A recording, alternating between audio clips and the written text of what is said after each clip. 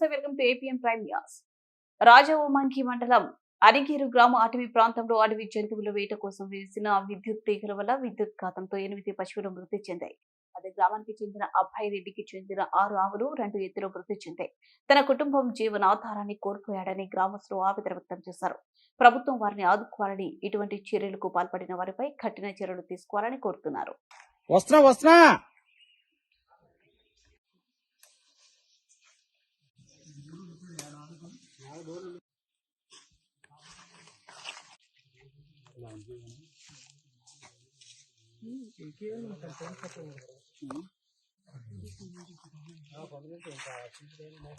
వస్తుందండి ఇలా ఒక లైన్ వెళ్ళి మరి ఇలాగే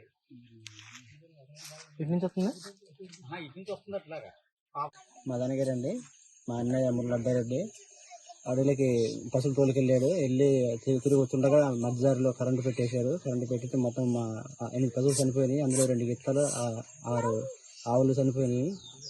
ఆ షాక్లో మా అన్నయ్య కూడా కరెంట్ షాక్ కొట్టి కొంచెం డ్యామేజ్, సేఫ్ కూడా డ్యామేజ్ అయిపోయింది. మాకు దీనివల్ల కొంచెం ప్రభుత్వం సహకరించాలని కోరుకుంటున్నాం. అలాగే మాకు ఇదే ఆవులు మా జీవనాధారం. మాకు ఏదైనా ప్రభుత్వం సహకరించాలని మేము చేసుకుంటున్నాం. ఆ కరెంటు పెట్టిన కొంచెం శిక్షణ కూడా మేము కోరుకుంటున్నాం.